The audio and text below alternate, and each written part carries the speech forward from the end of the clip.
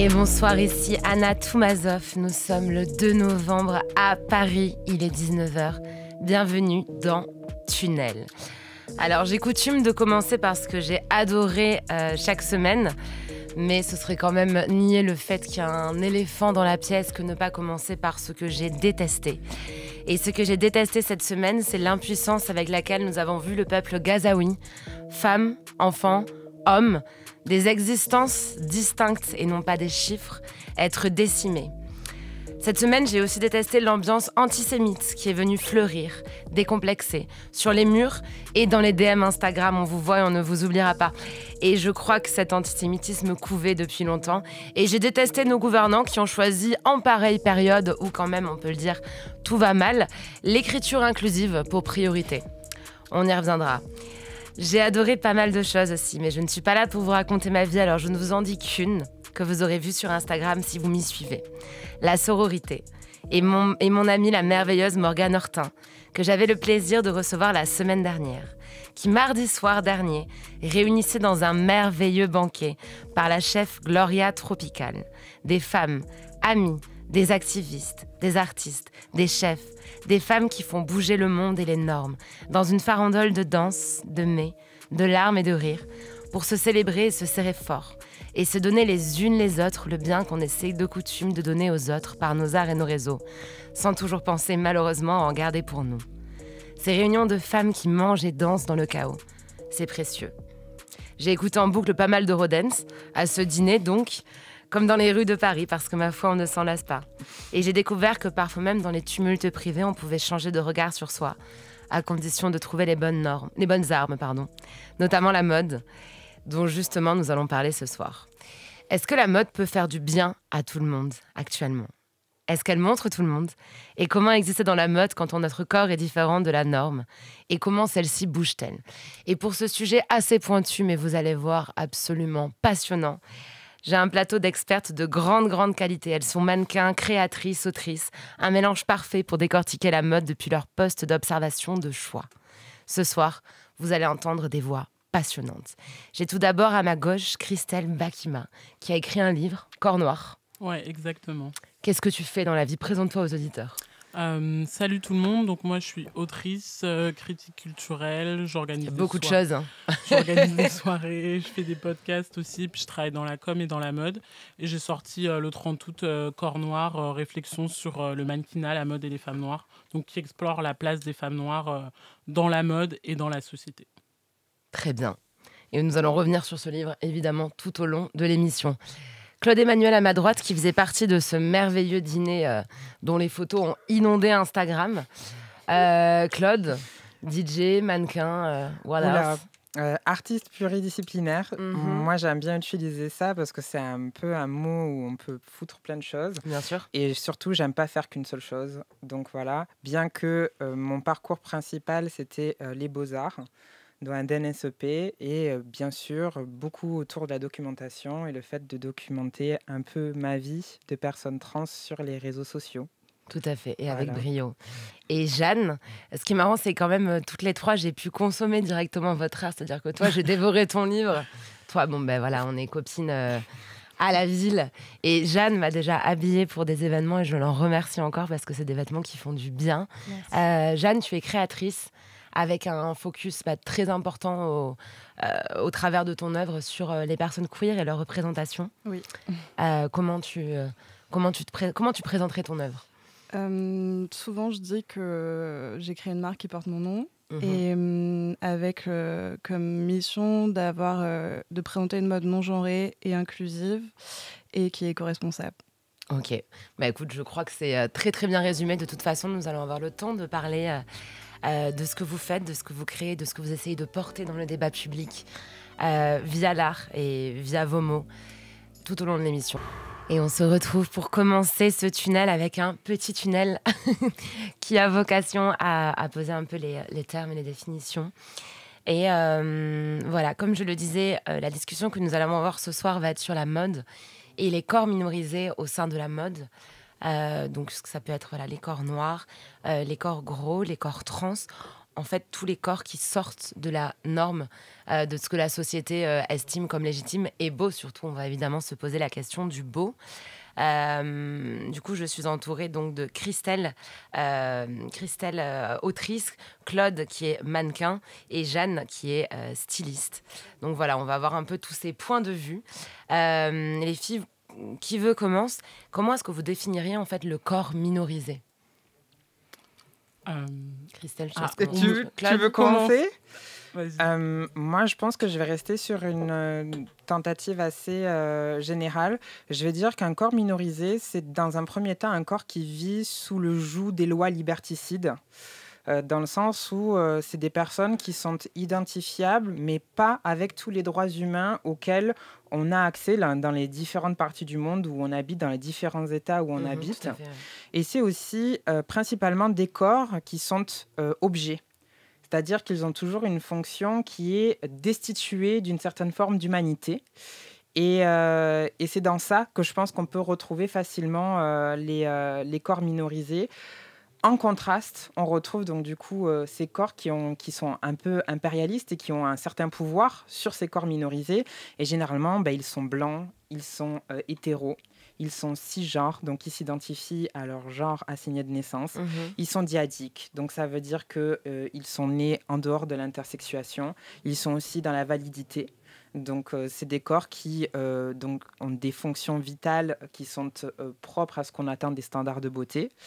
Et aussi, en dehors de ça, il y a d'autres notions qui viennent se compléter, par exemple les notions coloniales, le racisme et tout ça. Voilà. Très bien, merci pour cette réponse très complexe et bien vulgarisée justement, tu vois, avec tous les termes. N'hésitez pas d'ailleurs, j'en profite pour faire ce rappel, quand vous entendez des propos comme ça qui sont politiques et que vous ne comprenez pas tout, c'est très important vraiment. Je pense qu'on a besoin de faire des rappels à la bonne intelligence actuellement. Quand vous ne comprenez pas un propos parce que vous le trouvez trop compliqué et qu'il y a des mots que vous ne connaissez pas, ça ne veut pas dire que le propos est faux, ça ne veut pas dire que la personne va trop loin, ça veut juste dire que vous pouvez faire des recherches et qu'en général, il y a beaucoup de contenu pédagogique, notamment sur Instagram d'ailleurs. Est-ce que je peux inviter justement sur ça à dire que la plupart du temps, quand on ne connaît pas quelque chose, c'est-à-dire qu'on est dans l'ignorance. Et être identifié comme une personne ignorante, ce n'est pas négatif. Ça veut dire qu'en fait, vous vivez à travers des privilèges sur lesquels vous êtes assis, dont vous ne prenez pas forcément conscience. Ce que je vous invite à faire, c'est de ne pas vous braquer et justement être dans l'écoute pour pouvoir rehausser vos taux de privilèges et voir où vous vous situez réellement dans cette société qui est en fait très hiérarchisée par rapport aux oppressions et aux statuts sociaux dans lesquels on vit. Merci beaucoup, Claude. De rien. Christelle, à l'aune de tout ça, toi, comment tu aurais, parce que tu en parles quand même à travers ton livre Corps noir, comment tu définirais le corps minorisé? Parce que tu ne parles pas que des corps noirs en plus dans ton livre. Tu parles également des corps queer, tu parles de... Ouais, je parle des corps noirs, des corps queer, des corps gros aussi. Je pense que je suis d'accord avec Claude Emmanuel. Un corps minorisé, on le voit parce que c'est toujours le corps qui va être mis à la marge. Qui a envie de rentrer dans le centre et qui a envie de rentrer dans le centre juste pour des questions de normalité, en fait. Se dire, je veux avoir ce type de droit comme tout le monde, je veux être représenté dans cette publicité comme tout le monde, mais à qui on dit, non, la mode n'est pas à ça aujourd'hui, ou vraiment pour le cas de la vie de tous les jours, ce dont tu as parlé, c'est... non, en fait, vous êtes des personnes qui n'avaient pas accès à ce type de droit. Si on revient, par exemple, sur l'accès à la PMA, si on revient au mariage pour tous, etc., c'est de se dire il y a des choses qui sont chasse gardées pour des types de corps. Et soit vous devenez ces types de corps-là, et donc vous vous pliez à la norme, et en fait, juste vous rentrez dans un mal-être, parce qu'on est qui on est. Et on est qui on a envie d'être aussi. Et si vous décidez de ne pas rentrer, vous faites le choix, en fait, de vous exclure de la norme. Et c'est pour ça que dans beaucoup de cas, on va dire à des gens, en fait, c'est le style de vie que tu as choisi. Mais c'est pas un style de vie, en fait. C'est la vie que je veux avoir parce que c'est la vie telle comme je le perçois. Et ce que je suis, toi, tu le perçois comme une excentricité, comme il ou elle a envie de faire ce qu'il veut, alors qu'en fait, les règles, c'est ça. Alors que c'est juste, peut-être que les corps non minorisés, eux, ont la chance d'avoir une vie à qui on va jamais dire en plus. On va juste leur dire, oui, en fait, tu vis ta vie comme tout le monde. Bien sûr. Donc, ouais, voilà, je pense que c'est plutôt ça. Merci beaucoup. Jeanne, toi, quand on lit même tes interviews, tes prises de parole, tu parles de ton identité queer Oui. et de l'importance que cela a pour toi aussi de pouvoir mettre ces corps au centre, comme le disait Christelle à l'instant. Comment tu te positionnes, toi, justement, par rapport à cette notion de corps minorisé ? Je pense que moi, j'ai voulu faire ce métier, la mode, être créatrice, parce que je trouvais que mon corps n'était pas vraiment visible. Donc, quand je voyais l'espace créatif, l'intérieur des studios, etc., et le déploiement de tous les métiers, les femmes étaient que à certains endroits, c'est-à-dire derrière les machines dans les ateliers, très peu représentées dans les endroits créatifs, ou en tout cas en minorité, encore moins les femmes queer. Et encore moins sur le devant de la scène en tant que créatrice avec leur nom ou à l'intérieur des maisons de certains groupes. Donc je pense que moi j'ai voulu inverser la tendance. J'avais besoin que mon corps et que mon identité soient présentes là où j'avais pas de repères et de modèles. C'est pour ça que j'ai créé cette marque-là. Et après, en créant cette marque-là, j'avais envie de voir tous les corps que je voyais pas avant. Sur Bien les sûr. shows, je me suis aussi posé la question de c'était quoi les modèles de corps avec lesquels j'ai grandi, qui défilaient, Bien qui sûr. étaient montrés, etc. Et j'avais envie un peu d'inverser la tendance et de rendre visibles les gens qui l'étaient pas. Ok. Mais écoute, merci beaucoup aussi pour ce point. Je trouve ça hyper intéressant d'avoir vos points de vue à toutes les trois parce qu'on voit qu'il y a vraiment des postes d'observation qui sont très différents.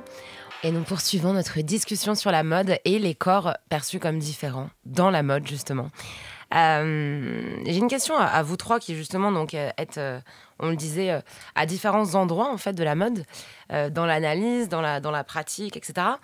Est-ce que vous avez l'impression que ça s'améliore au niveau de la représentation des corps dits différents ? Que ce soit justement des corps gros, des corps trans, des corps noirs, des corps queer en général.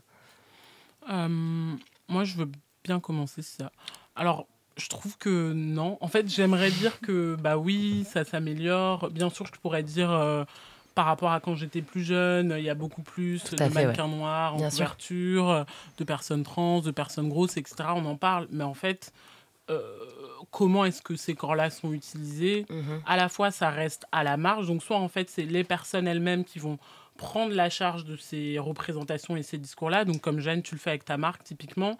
Mais en fait, qu'on voit où est-ce que les énormes fonds d'investissement, ils investissent dans quel type de boîte ? Bien sûr. C'est toujours pas dans celle-là. Est-ce que on continue à applaudir en disant « Ah, c'est génial, pour une fois qu'on voit ces types de corps-là », mais en fait, ça Bien reste sûr. une exception. Et la norme, c'est toujours pas, on va dire, nous, au milieu.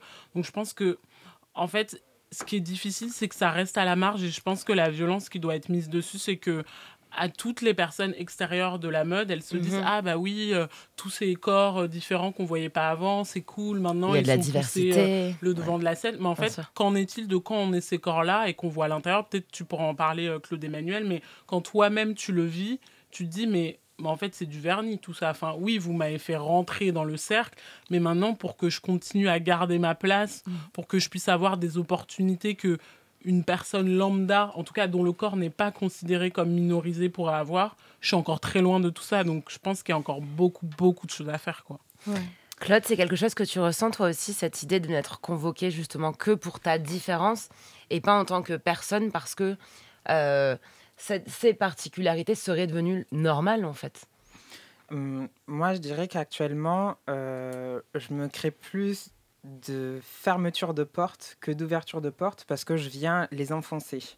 Que ce soit pendant les castings, que ce soit en prenant la parole directement avec les créatrices ou les directrices de casting et ainsi de suite, je me place jamais en objet. Je viens toujours être actrice et dans l'action pour être parfaitement identifiée, ce qui ne plaît pas beaucoup. Dans le sens où, en fait, quand tu es mannequin, il suffirait juste que tu portes des vêtements et que tu ne discutes pas, que tu ne parles pas, que tu n'aies pas d'identité, que tu sois juste utilisé. Donc, du coup, moi, ce que je voudrais dire, c'est qu'on est dans une forme de trending. Donc là, c'était trend pendant le Covid d'avoir des corps gros, de parler de diversité. Et donc, forcément, y a un terme qu'il faut utiliser qui est le quota. Donc, utiliser des quotas pour pouvoir bien se faire voir de personnes qui ne sont pas issues du milieu de la mode, afin de rentrer dans une espèce de globalité où on échappe aux foudres sociales, tout simplement. Et j'ai l'impression que quoi que je fasse et quoi que je mette en action, je n'arrive pas à prendre position et prendre place, par exemple, dans les bonnes représentations dans lesquelles je voudrais être. Et quand j'essaie de prendre place, par exemple, dans la direction de casting, j'ai fait pour la première fois cette saison un truc qui s'appelle Movement Director. Et je me suis très disputée avec le créateur pour pouvoir permettre aux mannequins de juste pouvoir marcher comme Yel le décidait et comment Yel avait envie de se mouvoir dans les vêtements. Et ça, rien que ça demande une énergie folle pour pouvoir juste bien se faire, je dirais, humaniser. Je pense que c'est le bon terme. Voilà. Jeanne, toi qui es créatrice, du coup, qui fait des défilés régulièrement, enfin qui organise des défilés, est-ce qu'au niveau des agences de mannequins avec qui tu traites, tu as l'impression actuellement de voir plus de diversité ou est-ce que ça reste compliqué ? Je pense que c'est en train d'évoluer d'une certaine manière. Après, c'est vrai que moi, déjà juste entre 2020 et aujourd'hui, quand j'ai créé la marque et au niveau où on est maintenant, on n'a plus du tout les mêmes propositions de casting. Après... C'est-à-dire, quelle a été l'évolution ? Déjà, le fait d'être visible sur la map de la mode, ça fait qu'on ne propose plus les mêmes profils. Aussi, vu que j'ai un ADN qui est quand même assez clair, en général, les directeurs de casting ou les agences me proposent directement des profils qui me conviennent. Ce qui était hyper dur, et je t'en parlais tout à l'heure, c'est qu'au début, moi, j'ai toujours voulu avoir un casting hyper divers, que chacun puisse se reconnaître dans le casting que je formais. Et moi, je parlais même pas de casting, je parlais d'identité au début. Et au début, je n'arrivais pas à avoir des personnes qui n'étaient pas blanches parce qu'il y en avait tellement peu que quand il y en a dans les agences, elles valent très cher parce qu'elles font tous les shows. Et du coup, c'était hyper difficile d'arriver à avoir ce statut-là. Aujourd'hui, on a enfin réussi. J'ai aussi une super directrice de casting qui m'a aidée beaucoup là-dessus. Voilà, je pense que le problème des quotas, c'est que c'est cool parce que ça fait rentrer un peu de diversité. Moi, ce que je voudrais, c'est que ça soit l'inverse, c'est-à-dire que ça soit plus des petites gouttes, mais que ça devienne de la pluie et qu'on ait vraiment des quotas avec des plus gros chiffres en fait sur la diversité. Ok, ouais, c'est-à-dire que vraiment, il n'y a plus besoin presque en fait des quotas pour pouvoir... Non. Ouais, une vraie diversité. Et je vais me tourner à ma gauche pour discuter avec Christelle Vakima, qui du coup sort un livre qui s'appelle Corps Noir. Donc, mes autres invités, Claude Emmanuel, Jeanne Friot, pourront évidemment rebondir, mais j'ai envie de discuter avec Christelle de ce livre. Allons-y. Voilà. Allons-y, discutons. Pourquoi ce livre ? Comment t'es venue l'idée ? Donc moi, j'ai fait ma dernière année de master à l'Institut français de la mode en management. Et à l'IFM, à la fin, on doit rendre une thèse professionnelle. En gros, c'est un mémoire de fin d'études plus. Et il se trouve que quand je suis rentrée à l'IFM, je me suis dit, en fait, ça fait des années que tu es passionnée de mode. Mais est-ce que tu t'es déjà questionné sur le pourquoi de cette passion, vraiment profondément ? Et qu'est-ce que ça veut dire pour un corps comme le tien, en fait, de faire de la mode son métier ? Moi, j'ai un rapport très fort, surtout aux magazines de mode et aux défilés. Ouais. Et donc, j'ai choisi comme sujet de mémoire les mannequins noirs. Donc, à l'époque, ça s'appelait mannequins noirs, mannequins d'exception, point d'interrogation.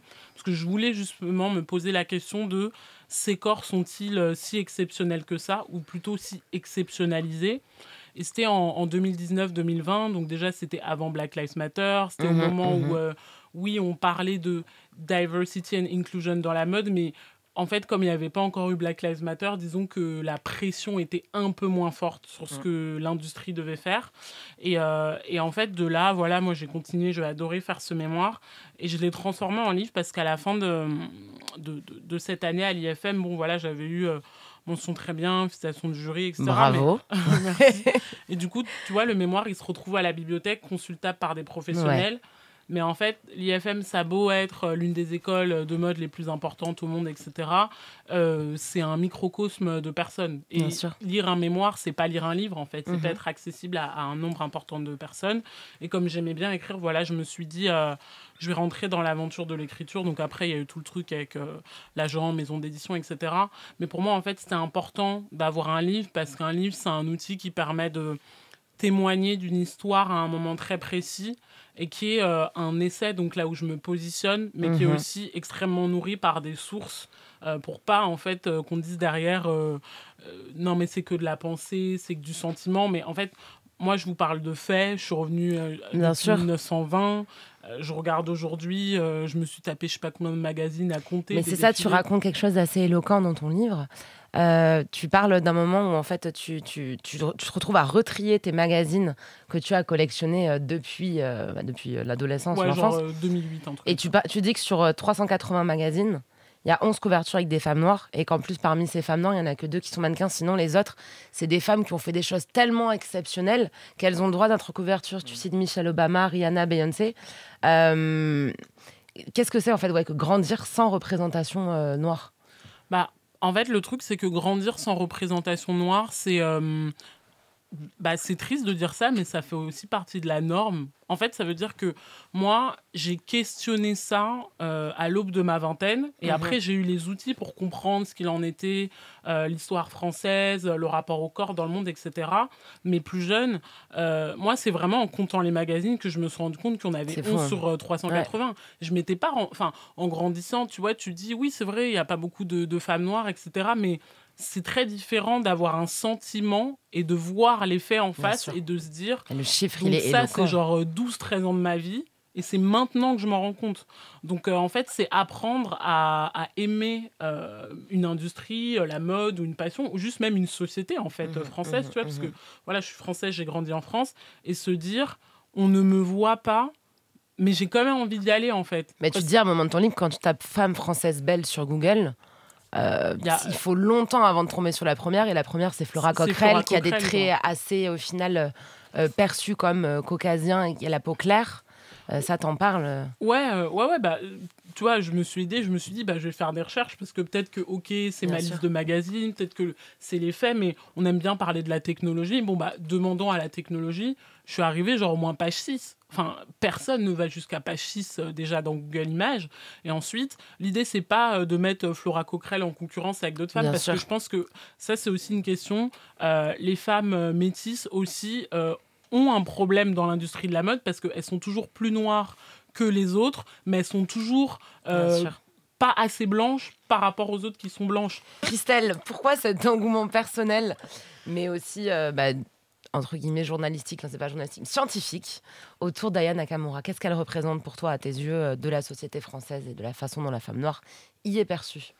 En fait, tout simplement, c'est une des artistes qui est arrivée à un niveau auquel aucune autre artiste française n'est arrivée aujourd'hui, sans même parler de sa couleur de peau, de son style musical, le nombre d'écoutes, l'engouement, 3 Bercy vendus en je ne sais pas combien de temps, là, les campagnes, Lancôme, etc. Et en fait, personnellement, moi, ça m'a touchée parce qu'au tout début, j'écoutais juste la musique, je trouvais ça cool, genre vraiment, j'aimais juste musicalement.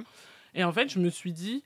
Mais est-ce que j'avais déjà vu une artiste noire à la peau foncée et française avoir autant de succès? En fait, non. Bien sûr, c'est pas du tout pour invisibiliser les autres femmes noires qui ont fait de la musique avant en France. Il y en a toujours eu, en fait. Mais elle a explosé un plafond de verre où je pense... Et elle y est toujours, en fait. C'est ça. Là, cette année, elle va fêter ses 9 ou 10 ans de carrière, je crois.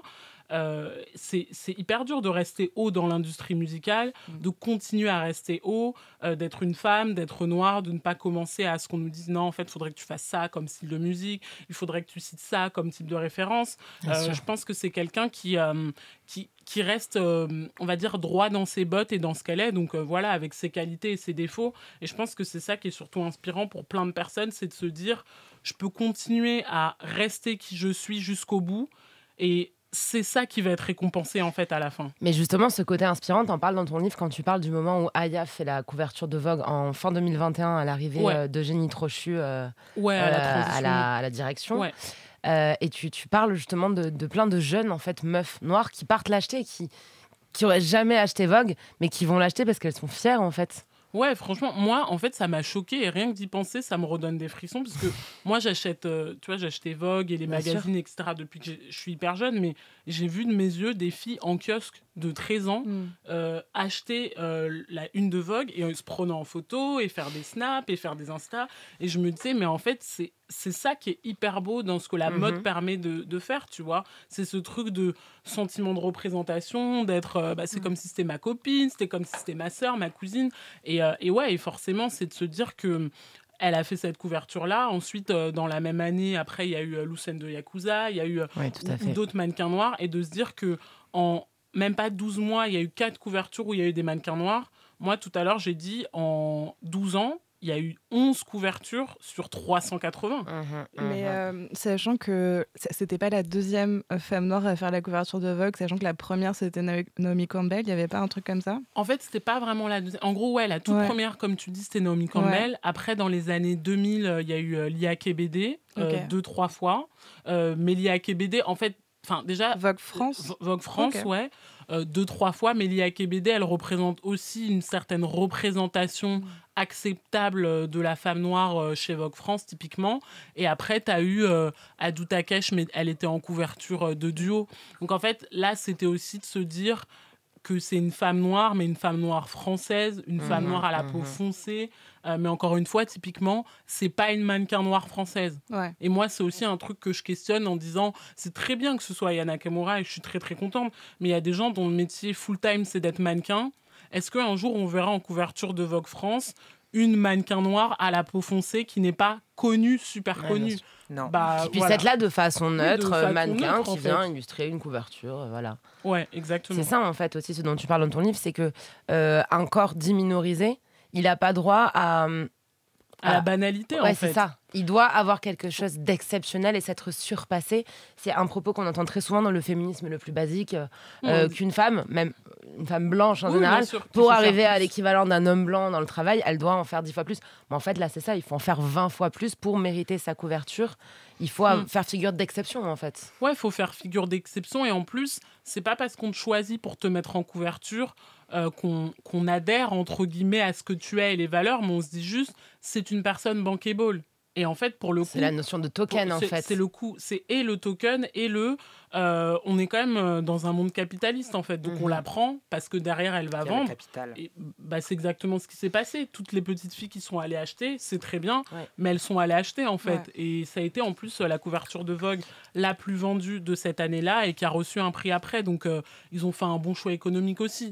Parce qu'un token, on le réexplique pour les personnes qui ne le sauraient pas. En fait, c'est une personne qui est un peu brandie en étendard par une marque, une institution, un média, peu importe, pour justement faire montre de diversité. Et là, actuellement, on voit qu'il y a quand même quelque chose de terrible qui se passe dans la mode. C'est un scandale actuellement avec des femmes réfugiées qu'on va chercher dans des camps d'Afrique de l'Est. Qu'on fait défiler puis qu'on renvoie en fait là-bas endettées parfois, des choses Ouais. assez terribles. Claude, tu nous disais toi que tu nous parlais d'un mannequin que tu croises parfois. Alors effectivement, il y a un mannequin qui a défilé pour une grande marque de luxe, vraiment une des 5 plus grosses marques françaises, qui est très sous-payé et qui est tout le temps en train de faire la manche à Châtelet parce qu'en fait, il est toujours en situation de précarité. Il n'y a aucune Voilà. volonté en fait. Il y a une volonté de montrer que ces personnes-là sont mises en valeur, mais il n'y a pas une vraie volonté de les mettre en valeur et de changer. Je pense qu'il y a une Vas-y. volonté avant tout de marcher. C'est-à-dire qu'on va les chercher et on tente l'expérience sans leur dire tous les risques qu'elles prennent. Et en fait, si ça marche, c'est génial, c'est bankable, comme on disait tout à l'heure. Bien sûr. Et si ça ne marche pas, en fait, la vie de la personne s'écroule complètement. Tout à fait. Et c'est ce qui se passe, en fait, en sachant que les mannequins de représentation, donc qui ont une couleur de peau noire, qui sont considérés pas comme des sample size ou des straight, ou qui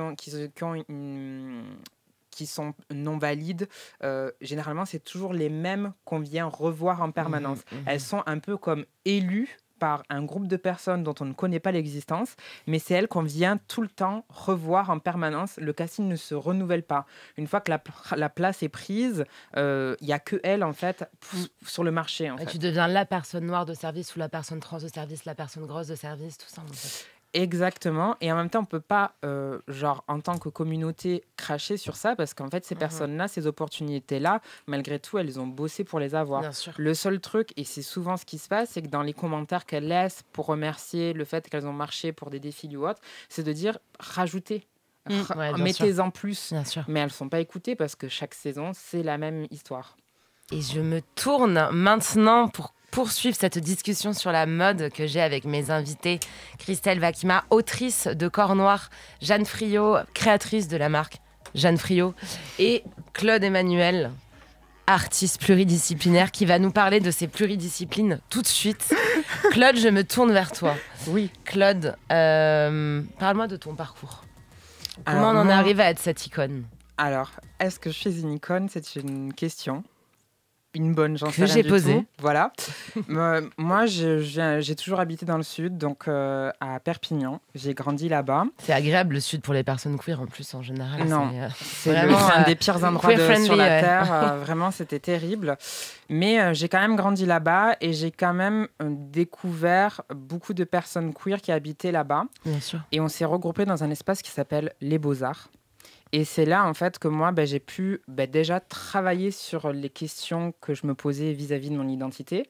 Parce que dans le Sud, quand on est un peu différent, le premier terme qu'on aime bien utiliser, c'est artiste. Non, mais elle est artiste. Non, mais il est artiste. Et c'est comme si, en fait, ce terme-là, il venait créer un bloc et que ça venait de protéger. Bien sûr. Si le mot artiste, il vient à se transformer en gay ou en trans, d'un coup, là, la donne, elle est changée et on perd complètement des connexions avec les gens qui habitent l'espace. Bien sûr, bien sûr. Et donc, du coup, dans les Beaux-Arts, moi, je me posais beaucoup de questions. Mon sujet de recherche principal, c'était justement les frontières liées aux identités avec un S à la fin, parce qu'il n'y a pas qu'un seul type d'identité, il y en a vraiment beaucoup, beaucoup. Et je faisais principalement de la performance et j'avais un style assez documentaire. Donc, du coup, je me servais d'objets déjà existants comme ce que faisait Marcel Duchamp, des ready-made pour pouvoir produire des choses. J'ai décidé de monter à Paris, sauf que tout de suite, j'ai été censurée parce que mon travail, il était axé vraiment sur les corps trans liés avec l'histoire. Il y avait beaucoup d'iconographie qui reprenait des discours à la fois des chants hitlériens, un peu hardcore, où en fait, à travers ces chants-là, on pouvait démanteler en fait quelque chose qui avait un rapport avec la transidentité. Donc, je faisais des liens et j'appelais ça des coïncidences. Par exemple, des images d'Ina où on voyait donc Hitler qui faisait un salut nazi dans une coccinelle et la vidéo en face qu'il faisait appel, c'était Coccinelle, la meuf trans des années 60 qui était meneuse de revue qui lui refaisait le coucou. Donc il y avait toujours une jonction historique entre ces deux événements qui sont à la fois très péjoratifs et en même temps continuum temps de certaines époques. Et donc j'ai travaillé sur ça et malheureusement quand je suis arrivée à Paris, j'ai été censurée. J'ai essayé de faire un doctorat à Paris 8 en sciences et technologies. C'était pas quelque chose qui allait dans le sens du nazisme évidemment, c'était justement pour montrer... ça n'avait rien à voir du tout, c'était juste pour montrer une connexion et se servir d'images qui sont considérées comme violentes pour pouvoir amener un propos qui est justement plus valorisant, ainsi de suite. Qu'est-ce qui, après le malaise, la violence, l'agression, la mort, qui nourrit et qui fait naître de nouvelles opportunités de vie. C'était ça vraiment le principe de ce travail qui s'appelait coordination. Donc c'est rebâtir en fait sur du chaos et sur... Rebâtir et où ces personnes-là sont venues chercher une certaine forme de résilience aussi pour pouvoir être et pas simplement transparaître ou voilà, c'est là où on a pu en fait construire les premières archives, je dirais, en France des vécus transidentitaires. Voilà, surtout dans le milieu dans lequel elles vivaient, parce qu'il ne faut pas croire, elles étaient très opprimées, principalement les personnes transfemmes, et elles vivaient juste la nuit dans les clubs, comme par exemple chez Madame Arthur ou ainsi de suite. Et donc, pour revenir à moi vite fait... Et oui, tu arrives à Paris donc avec cette casquette d'artiste. Voilà. Et comment tu te retrouves avec ce pied dans la mode ? Censurée d'un point de vue artistique. Du coup, je me retrouve aussi à arrêter les études parce que Paris, ça coûte extrêmement cher. Donc, il faut travailler. Voilà. Je travaille en tant que vendeuse dans un très grand groupe que tout le monde doit connaître. Et je me sens pas très bien. Je sens que je suis en train de me perdre et que je n'arrive plus à vivre. Donc, je fais une tentative de suicide et suite à ça, beaucoup de choses se déclenchent. Déjà, je découvre que mon identité de femme, elle est bien plus présente que je voulais vraiment le reconnaître. Je découvre aussi tous les privilèges que je perds en étant identifiée comme personne masque. Et d'un coup, ce rapport à la féminité me fait rétrograder socialement. Je prends une claque et je commence à lire beaucoup, beaucoup. Et donc, dans cet espace-là, c'est 2-3 ans qui sont compliqués parce que je ne sais pas où me placer. Je ne sais pas comment me mouvoir dans la société. Et en même temps, je marche dans la rue et je me fais caster pour un film qui s'appelle Climax de Gaspard Noé. Et c'est comme ça que je suis rentrée dans la mode. J'ai joué dans ce film-là et le mois d'après, j'étais égérie Yves Saint Laurent beauté. Ce qui n'est pas rien quand même. Voilà, ce qui n'est pas rien. J'étais la première meuf trans qui choisissait pour... et c'était quand même un moment, c'était en 2018. Ouais. Donc bien avant que ces trucs d'inclusion, ils arrivent quand même sur le marché. Mais justement, il y avait une question que je voulais te poser, mais en fait... Il est possible que tu en fasses partie, en fait. Je voulais te demander pourquoi, pour toi, quelles étaient les femmes qui avaient pu ouvrir la voie dans justement ces industries de la mode pour d'autres femmes trans. Mais en fait, de façon contemporaine, tu fais partie de ces femmes-là aussi. Alors, je vais pas me le foutre sur le dos, on va dire. Mais effectivement, aux États-Unis, il y a vraiment une pluralité de corps. Et surtout, c'est assez étrange, c'est pas forcément des corps trans blancs, mais c'est surtout des corps racisés, afro-descendants et latinx qui ont pris place, en fait, dans ces milieux-là, sur des choses qui sont assez bananes. Par exemple, les packaging de coloration de cheveux, ce genre de choses. Là où on les voyait, en même temps, on ne pouvait pas trop les remarquer. Bien sûr. Voilà, donc c'était quand même loqué. Elles n'en discutaient pas, on va dire. Et nous reprenons cette discussion sur les corps minorisés dans la mode avec mes formidables invités. Et tout de suite, je me tourne à ma droite vers Claude Emmanuel, à nouveau. Claude, on va être très simple. Qu'est-ce que c'est dans la société que de vivre quand même le poids d'être mannequin, d'être femme, d'être une personne trans, d'être racisée, tout ça en même temps, se lever le matin, faire sa petite journée, tout en vivant quand même toutes ces oppressions. Je pense que le premier terme qui me vient en tête, c'est intersectionnalité.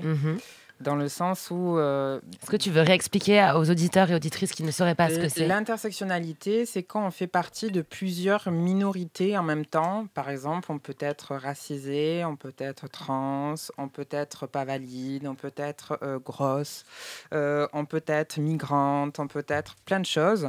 Et en fait, dès que ça s'éloigne de plus en plus de ce qu'on a identifié comme étant la norme, ça crée forcément des intersectionnalités et ça prend différentes strates dans une espèce d'échelle pyramidale, on va dire, où toutes les personnes qui sont en haut, généralement, elles ne réalisent pas ce qui se passe pour les personnes qui sont tout en bas.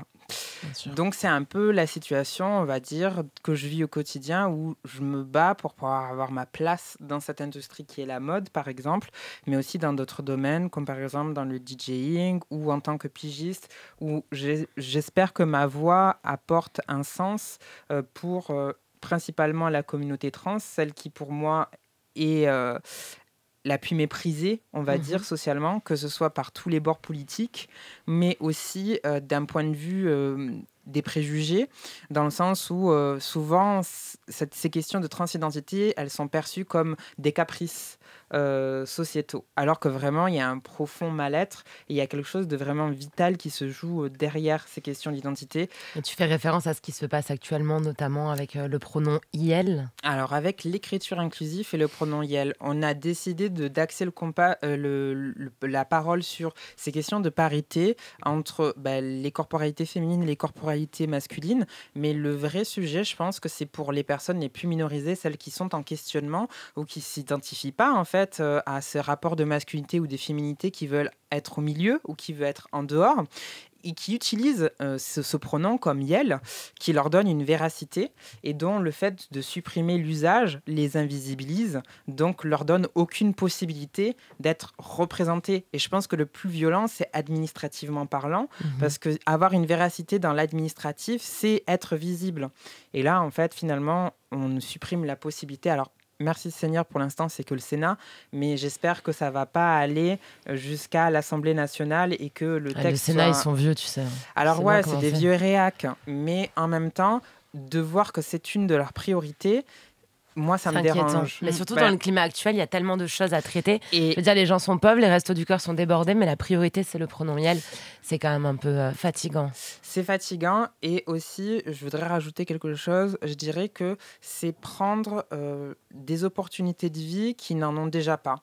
Donc, axer le discours sur les pronoms ou sur l'écriture inclusive, c'est viser dans le mille encore les personnes queer et les personnes trans, les invalider complètement et leur faire encore reculer les possibilités de droit, comme ça s'est passé par exemple avec la PMA, la GPA, comme ça s'est passé avec le parcours administratif. En fait, finalement, il n'y a pas d'évolution actuelle au niveau de... Et à savoir que les gens, ils se disent « Ouais, mais pourquoi ils sont tout le temps sur le devant de la scène ces gens qui sont trans ou qui sont queer, on n'entend que parler, ils piaillent. » On voit que sur Netflix, on n'entend parler que de ça, ils veulent tout changer. Sauf qu'en fait, ce que les gens ne se rendent pas compte, et c'est encore cette notion avec l'ignorance, c'est que c'est sur les 40 dernières années qu'il y a eu ces pertes de droits qui ont été mises en place. Et là, en fait, ce que les personnes queer ou trans, elles essaient de faire, c'est juste de les récupérer. Et ça pourrait être très simple. Mais personne ne prend parti pour nous.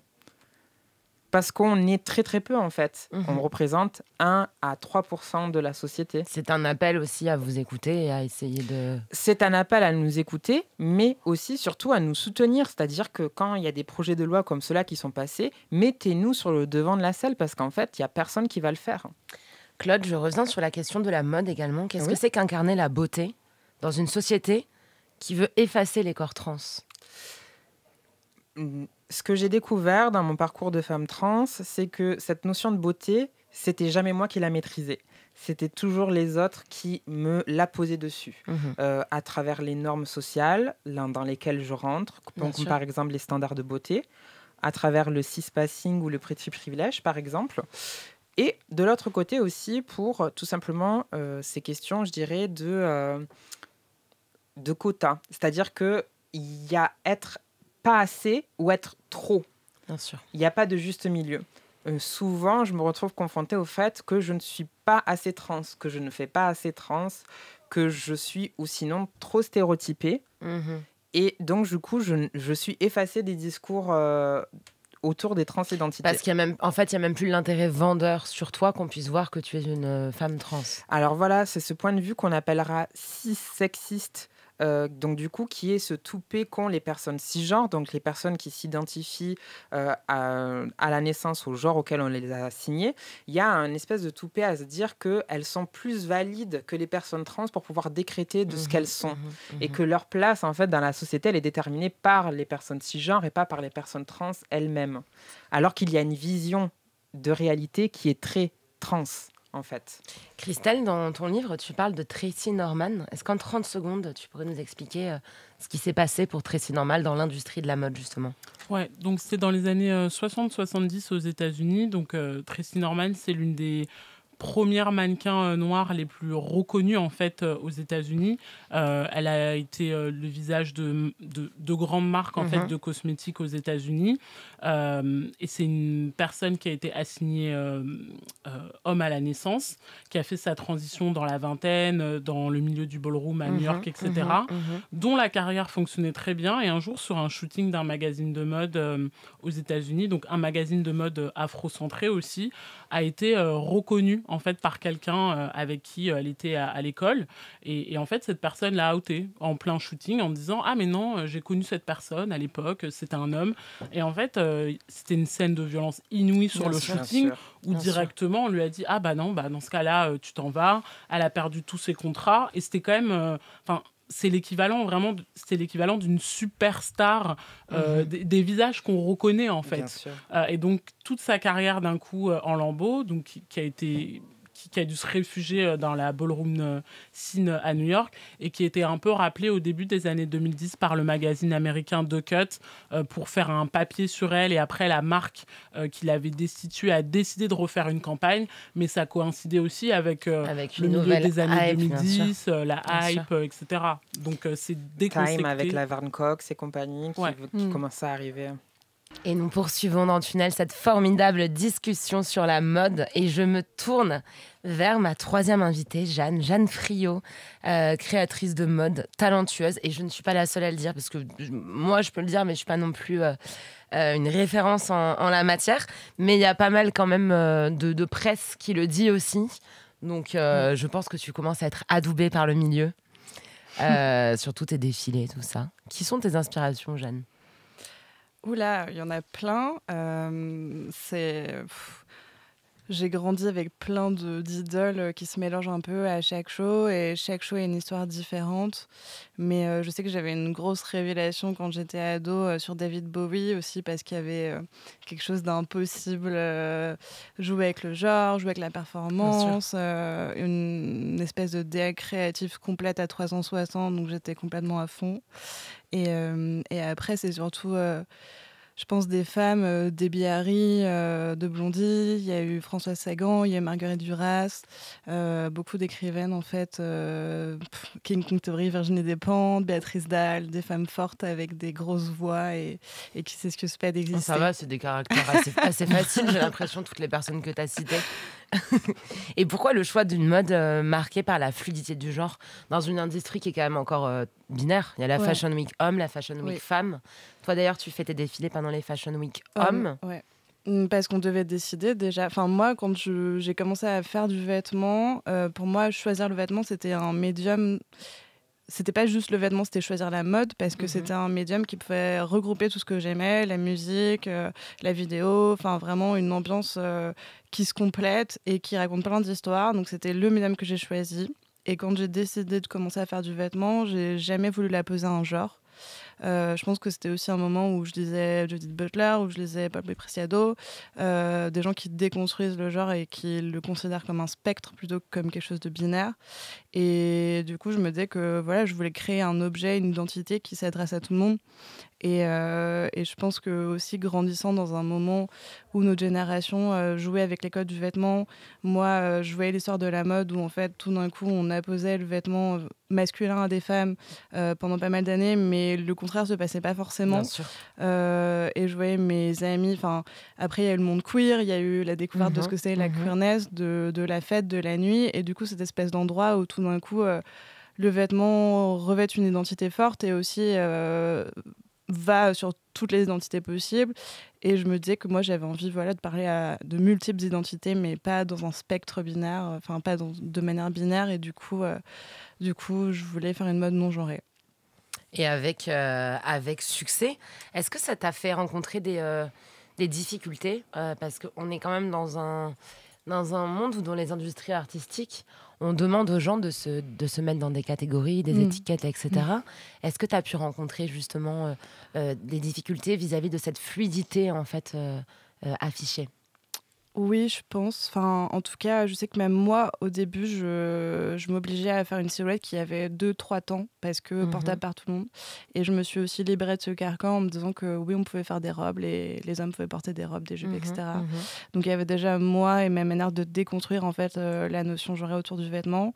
Et après, forcément, la mode, c'est une bataille pour une jeune créatrice, pour les jeunes créateurs en général. On se bat sur plein de sujets et le fait de faire une mode non genrée, c'est forcément une bataille parce que on est face à des magasins et on est face à une industrie qui est très binaire. Comme tu l'as dit, pour les Fashion Week, il faut choisir. Bien sûr. Et après, forcément, quand on va dans des grands magasins, quand on va dans des magasins qui proposent des designers, en général, il y a un corner femme, un corner homme. Et aujourd'hui, il y a encore la question de dire, OK, les acheteurs qui viennent sur notre showroom et qui peuvent nous acheter sont encore un peu, je pense, perdus sur le fait de dire, OK, qu'est-ce qu'on choisit ? Et en général, c'est les acheteuses femmes qui achètent pour les magasins femmes, ce dont je suis ravie. Mais c'est marrant de voir la tendance de cette tendance-là vs nous à qui on vend. Et on vend autant aux hommes qu'aux femmes, qu'aux personnes intersexes, etc. Mais je pense que les hommes achètent en direct des pièces hyper fortes comme des pantalons à plumes, comme des pièces hyper excentriques parce que je pense qu'ils en ont besoin. Ils ont besoin de pouvoir s'empouvoirer du vêtement d'une autre façon de ce dont on parle depuis 20 ans, depuis les années 80, 90, etc.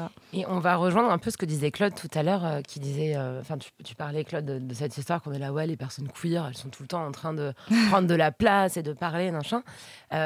Un propos qu'on entend très souvent, c'est ouais, mais en fait, les gens hétéros, ils n'ont pas besoin de revendiquer qu'ils sont hétéros. Hein. Enfin, c'est bon, on n'a pas à en faire tout un plat. Et toi, justement, dans ce que tu dis en interview ou lors des défilés que tu organises pour célébrer ta marque, pourquoi tu penses qu'il est essentiel de célébrer ces identités queer et de les montrer en fait de façon très visible? Je pense qu'il est essentiel de le montrer parce que déjà ça peut sauver des vies. Je pense que moi si j'avais eu des femmes comme moi qui disaient ouvertement qu'elles étaient queer, j'aurais pu m'identifier et me dire que c'était possible. Ça m'aurait peut-être, je sais pas, encouragée. Des malheurs, tu penses, de la peine? Je pense, en tout cas, juste d'avoir des modèles, c'est quand même très important dans la construction.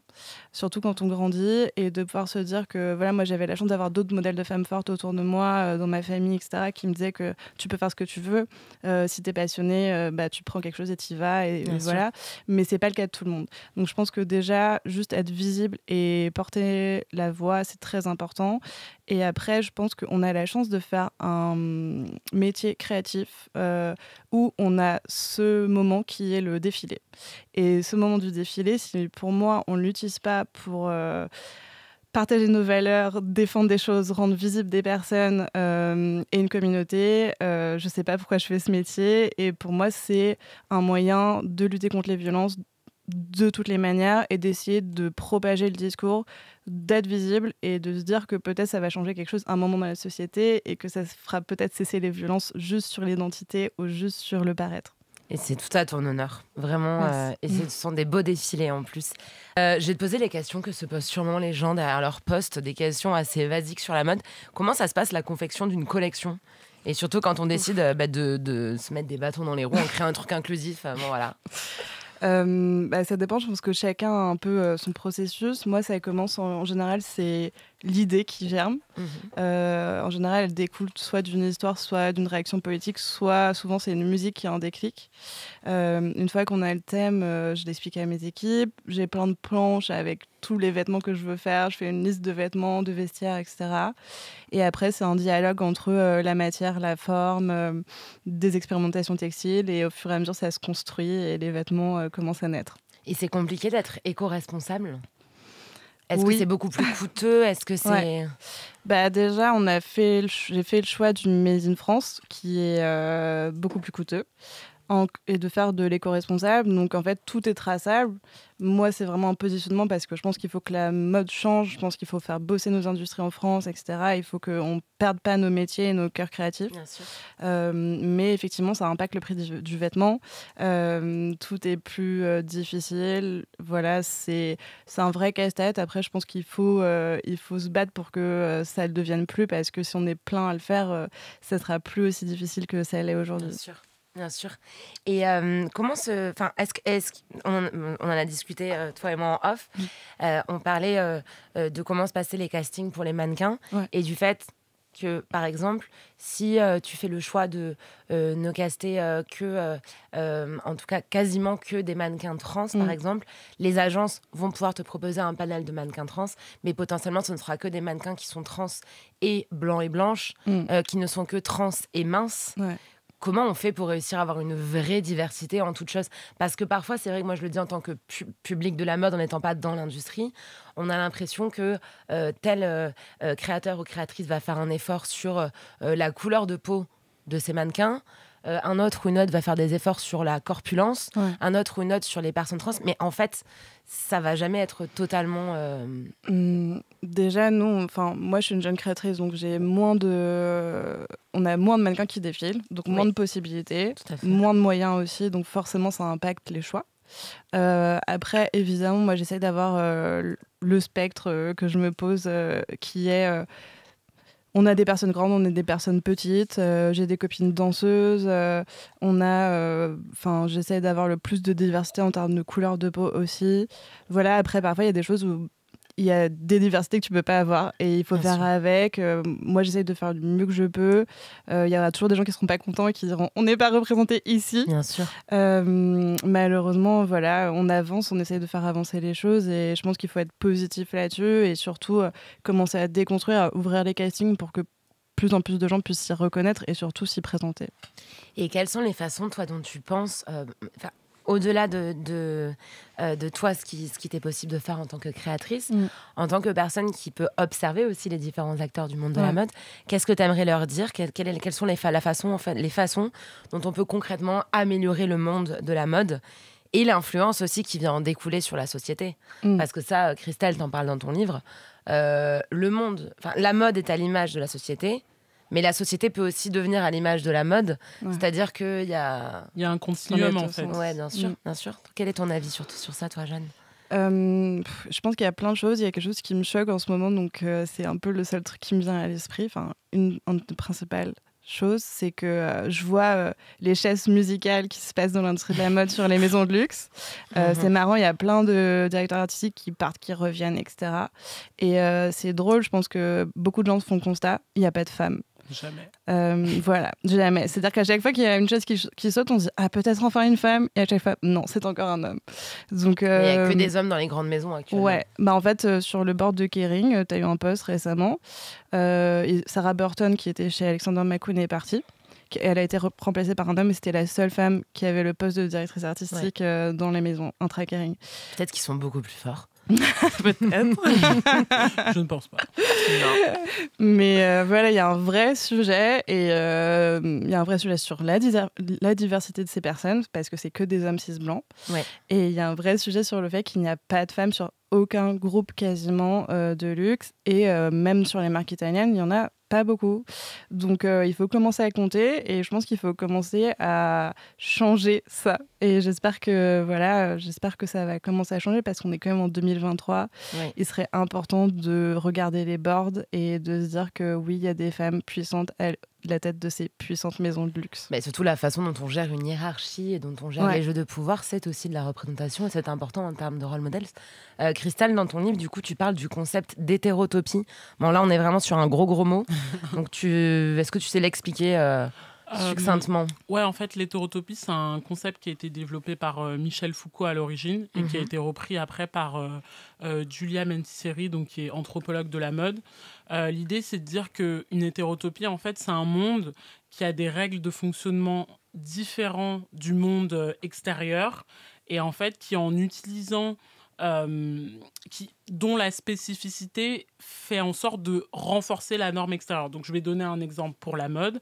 La mode est une hétérotopie parce que dans la mode, les corps qui peuvent être célébrés peuvent être des corps différents, à savoir des corps noirs, des corps queer, des corps gros, etc. Ce qui n'est pas le cas la plupart du temps dans la vie sociale extérieure, mais pourtant, donc c'est pour ça que la mode, c'est aussi un refuge aussi pour les personnes différentes, même si on parle aussi des oppressions, mais s'il y a beaucoup de personnes dites différentes qui vont dans la mode, c'est aussi qu'elles ont le sentiment de pouvoir y exister là où elles n'existeraient pas à l'extérieur.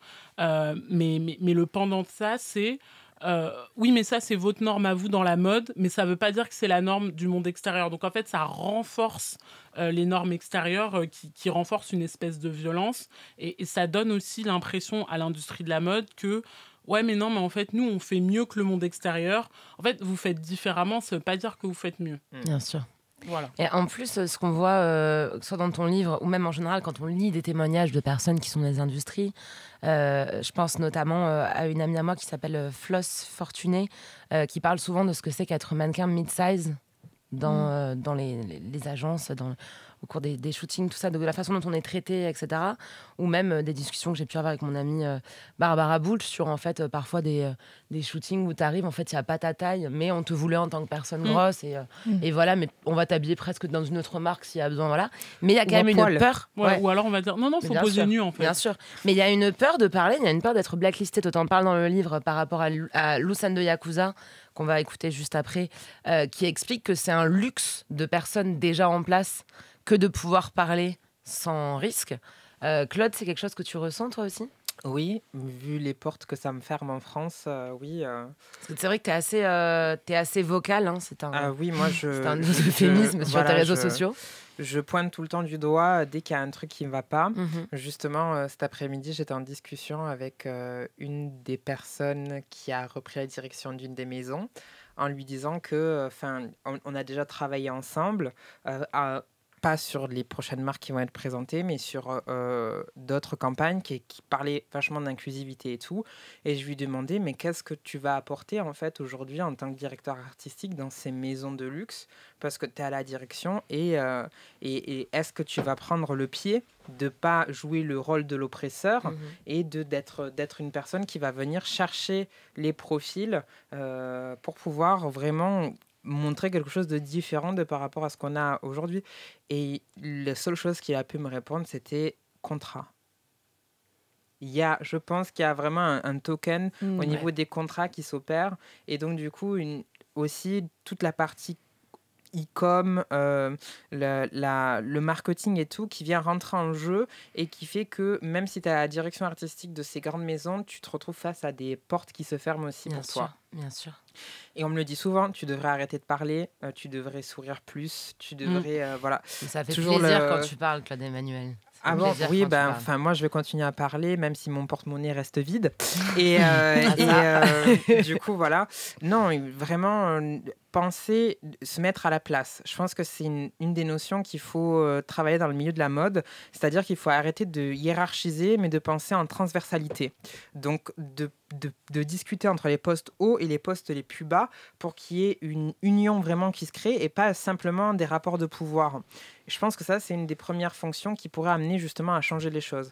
Ne serait-ce qu'au niveau des castings, je sais que c'est difficile à mettre en place au niveau du modélisme, mais par exemple, choisir des personnes avant même d'avoir créé les vêtements pour pouvoir les fitter sur elles, surtout dans la haute couture, c'est permis. C'est ce que je fais, moi. Voilà. Et d'autant plus dans le prêt-à-porter, de prendre l'avis favorable, de pouvoir créer des sample size qui ne rentrent pas que sur des tailles 34 ou 32, mais qui est vraiment qui est vraiment un panel de possibilités, quoi. Jeanne, la dernière fois qu'on s'est croisés, c'était il y a une dizaine de jours à la caserne, qui est un incubateur de mode où il y a mes formidables habilleuses, Studio Paillettes, mais il y a aussi, toi, tes studios, il y a tout plein de marques là-bas. Et on était très fatigués, toi et moi, ce jour-là. Du coup, je vais juste te poser une question et tu vas répondre en un mot. Est-ce qu'il y a de l'espoir quand même? Oui. Bon, il y a toujours de l'espoir. Bref, on va un peu clore finalement cette émission avec un ultime long tunnel. Sur la question, est-ce que dans ces milieux, parce que par exemple, toi tu parles de Lily Rose Depp dans ton livre, est-ce que dans ces milieux on peut réussir si on n'est personne et si on ne vient de nulle part? Comme dans la société, je pense que c'est très difficile. Il faut représenter quelque chose pour les gens. Donc soit on construit cette image à la sueur de son front, avec ses amis, etc., soit on bénéficie d'un background à l'origine. Et moi, ce que j'explique dans le livre, là où il y a un chapitre vraiment sur les Nepo Baby, c'est que la mode n'est pas bien différente du reste. Parce que c'est vrai que parfois, on épingle l'industrie du cinéma, de la musique ou même la politique. Et on va dire, voilà ce qui se passe pour les filles et les filles d'eux. Mais dans la mode, ce qui compte, c'est la créativité, c'est la beauté. Mais en fait, c'est pas que ça. C'est pas que ça. Et même la beauté, ça s'hérite. Et quand je prends le cas c'est vrai. Voilà, quand je prends le cas d'une Lily Rose Depp, en fait, c'est juste pour expliquer que l'image qu'elle représente, c'est comme qu'on dit son père et sa mère sont trop beaux, mais c'est sûr que ça fera un beau bébé, c'est sûr que ça fera une personne talentueuse. En fait, après, il y a des parents moches qui ont des enfants beaux des fois. Ah oui, c'est possible aussi. T'as déjà vu ça? C'est possible aussi, on donnera de nom pour personne. Non, mais il y a des célébrités, des fois tu vas à leurs parents, t'es là, ah ouais. C'est marrant. La loterie, tu vois. Mais c'est juste qu'en fait, dans la mode, ce qui est intéressant de se dire, c'est que le capital beauté se transmet aussi et se renforce. Et encore plus dans le cas de, si on a des parents qui ont eux-mêmes baigné dans l'industrie de la mode, qui ont été égéries, en fait, on ne peut pas non plus en vouloir aux personnes de l'industrie de vouloir nous utiliser après comme campagne, parce qu'en fait, ils te connaissent depuis que tu es toute petite, ils ont un rapport avec toi. C'est de l'affection. C'est pas juste pour dire on a voulu la mettre là parce qu'en fait, c'est la fille d'eux. Et juste, moi, ce qui m'a dérangé à ces niveaux-là, c'est que quand on a eu une ribambelle, entre guillemets, de Nepo Baby dans la mode, aucune ne voulait reconnaître l'apport des parents. Mhm. C'est juste pour dire, en fait, moi, si j'ai un enfant, j'ai envie que cet enfant dise « Oui, ma mère, elle a trimé pour moi, en fait. » J'ai pas envie qu'elle commence à dire « Bah non, en fait, je n'y suis pour rien. » Alors oui, tout le monde travaille dur dans la mode, il est vrai, mais on travaille tous dur, mais on part pas du même étage, en fait. Complètement. Oui, je pense qu'il y a aussi de ça, c'est que en général, ces Nepo Babies travaillent comme des malades, et du coup, je pense qu'ils ou elles ont l'impression qu'on leur enlève quelque chose à dire tu es une Nepo Babies. Et je pense que c'est pour ça qu'ils sont pas d'accord et qu'ils fight de fou. Mais voilà, il faut rien enlever au fait que Bella Hadid, c'est peut-être la mannequin qui va le plus bosser de toutes les Fashion Week et très peu dormir, quoi. Ouais, non, c'est carrément ça. Moi, je pense qu'il y a énormément de travail et de toute manière, pour évoluer dans l'industrie de la mode, on sait que c'est pas overnight. Mais en vrai, t'évolues dans aucune industrie sans travail, tu vois. Je veux pas faire le bourreau, mais non, tu vois. connais, on bosse tous 80 heures par semaine, tu vois. Voilà. Alors, je suis gentille. Non, mais vraiment, donc c'est tout le monde, mais c'est juste que la mode, par rapport à d'autres industries, donne le sentiment de non, mais nous, c'est pas comme ça que ça se passe. La méritocratie, oui, non, c'est comme partout dans la société, en fait. Oui, il y a même la question de qui crée des marques de mode, qui sont les gens. Oui, c'est un capital financier aussi qu'il faut avoir. Et qui s'hérite. Bien sûr, il y a très peu de McQueen, il y a très peu de Galliano, il y a très peu de gens avec des success stories qui sont partis de rien. Et la moitié des gens occupent leur journée à créer des marques et faire des vêtements avec l'argent de papa et maman. Et pour pouvoir briser ce mur-là, il faut beaucoup de travail, beaucoup d'acharnement, et ça fait partie du jeu aussi. Christelle, tu dédies ton livre en début de livre, du coup, au toi enfant. Qui mérite ce livre. J'ai trouvé ça hyper mignon parce que j'avais fait un truc un peu comme ça à l'occasion d'un livre, justement. Les filles, là, je m'adresse à toutes les trois. Est-ce que vous avez l'impression que ce que vous faites au travers de ce que vous écrivez, de ce que vous produisez, de ce que vous créez, de ce que vous incarnez, c'est aussi pour le vous enfant, parce qu'il aurait peut-être aimé voir ces modèles-là? Bien sûr. C'est assez unanime, je pense, autour de la table. Bien sûr. Le principe même si ça ne touche que très peu de gens, une dizaine ou une vingtaine, le principe, c'est que moi, je veux pas qu'il y ait d'autres personnes qui tentent les TS, les tentatives de suicide, comme moi, j'ai pu l'expérimenter, et que tout de suite, elles puissent se reposer sur de l'espoir. Et finalement, arrêter de survivre et s'imaginer tout simplement vivre. Donc, c'est un peu le motto de tout ça, quoi. Jeanne? Oui, moi c'est pareil. Je pense que je fais ce que j'aurais aimé qu'une femme fasse quand j'étais petite. Et je pense que j'ai passé beaucoup de mon enfance à observer les gens, des femmes, les admirer. Et je pense que j'avais envie de participer à l'effort créatif pour qu'elles puissent en pouvoir aussi. Et est-ce que vous pensez, là c'est la question un petit peu philo, vous savez que dans Tunnel, il y a très souvent des questions, il faudrait 4 heures pour y répondre. Mais est-ce que vous pensez qu'on fait adulte ce qu'on aurait aimé réaliser enfant? Ouais, je pense. En fait, totalement, mais pas comme on se l'imaginait. Tu vois, je m'imaginais pas. Enfin, moi, j'ai écouté le Move quand j'étais ado. Je m'imaginais pas là. Je m'imaginais pas écrire un livre. Enfin, il y a plein de choses que j'imaginais pas. Par contre, quand ça arrive, on se dit le mois d'avant, il aurait été content en fait, parce que j'ai surpasser ce que je pensais et qu'en même temps c'est ok de décevoir son mois d'avant aussi. Enfin, parfois on se dit quand on était plus jeune on n'avait pas les cartes sur tout, donc peut-être que finalement je fais pas exactement ça mais je fais un autre truc qui me convient bien aujourd'hui. Mais je pense que c'est surtout dans les métiers créatifs c'est hyper important, parce que c'est pour ça qu'on fait ça en fait. C'est pour ça qu'on est venu dedans, parce qu'on s'est dit un jour j'ai vu telle image, j'ai vu tel truc, moi aussi je veux faire ça. Vous arrivez, je me tourne vers vous, à ma droite, Claude, Jeanne, à ressentir cette sensation un peu d'accomplissement, même si c'est jamais complet, évidemment, parce que je pense qu'on partage pour point commun d'être très exigeante avec nous-mêmes, mais cette sensation qu'il y a un peu tout qui s'aligne à un moment, grâce au travail aussi. Moi, j'ai toujours pas l'impression d'être alignée. Je me sens toujours le cul entre deux chaises, et ce, depuis que je bosse dans ce domaine-là, ça reste quand même extrêmement précaire, surtout quand on a une voix. Ça permet pas de bosser ou de pouvoir en vivre confortablement. En revanche, ce que j'ai à dire, c'est qu'effectivement, il y a des traumatismes que j'ai pu avoir jeune. À travers ce que je fais, ils viennent être guéris et compris, et transmis aussi à d'autres personnes qui pourraient développer des PTSD par rapport à ça. Donc, je suis quand même ravie de pouvoir le faire. Ouais, t'as vraiment en fait cette joie que de pouvoir au moins sauver une personne qui écoute tes messages. Exactement. Mais c'est très fort. Au final, si chaque personne s'acharnait à essayer de sauver une autre personne, l'humanité entière serait sauve, donc ce serait quand même bien. J'en sais trop rien, je pourrais pas répondre à cette question, mais ce qui est sûr, c'est que dans l'immédiat, il y a un truc incroyable qui s'appelle Internet et les réseaux sociaux. Et ça, je pense que vraiment, ça nous a beaucoup sauvés, surtout les personnes minorisées qui sont queer et trans, et a permis de pouvoir connecter entre nous. Remercions des sites comme Skyrock, comme MySpace, comme Tumblr, qui ont permis de créer des amitiés, parce que moi, mes amitiés, elles étaient avant tout virtuelles, avant d'être physiques. Mes chers invités, mes filles, il nous reste 2 minutes 30. J'aimerais vous demander à chacune un mot de la fin et puis une annonce des prochains projets, des prochaines collections, par exemple, des prochains livres, des prochaines dates de DJing. Où vous suivre aussi, allez-y, Claude, commence.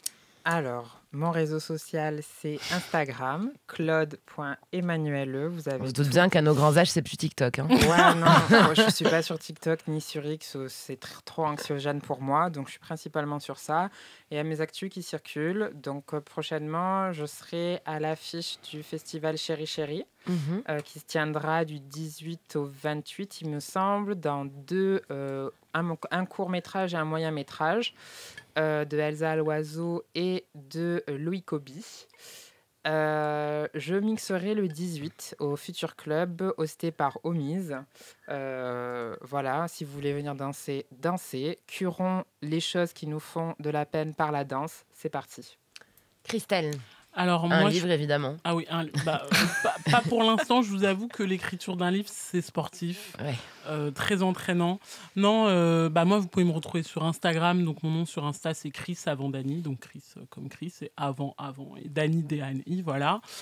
Pour mes prochaines rencontres, je continue à faire pas mal de rencontres en librairie. Donc, jeudi prochain, par exemple, je serai à Tours, invitée par un book club. Après, je serai à un festival féministe Les Saints Sauveuses dans 2 semaines. Dans 3 semaines, je passe à la librairie Un livre, une tasse de thé à Paris. Et après, je prévois d'autres événements peut-être en mars, pour l'autre Fashion Week. J'ai déjà fait quelque chose là pour cette Fashion Week avec Puma et d'autres à la caserne, justement. Et donc, j'espère donner forme à autre chose. Tout se passe à la caserne. Et Jeanne, en 30 secondes, tes projets, vas-y, mot de la fin. Vous pouvez nous suivre sur Instagram à Jeanne Friot. Et on a la nouvelle collection qui est sortie sur le e-shop. Donc, allez-y. Magnifique. C'est tout rouge. On est au printemps. On est dans plein de nouveaux magasins qui s'ouvrent. On a une nouvelle collaboration avec Maison Simons au Canada. Allez regarder. Et voilà, regardez, attendez janvier pour voir la prochaine collection et le prochain défilé. Eh ben, on a hâte, ne serait-ce que pour la curation musicale des défilés qui est toujours exceptionnelle. Je vous remercie à toutes les 3 d'être venues discuter de ça. Je trouve ça vraiment super intéressant. J'espère que derrière vos posts aussi, on se retrouve la semaine prochaine, toujours pareil, 19h.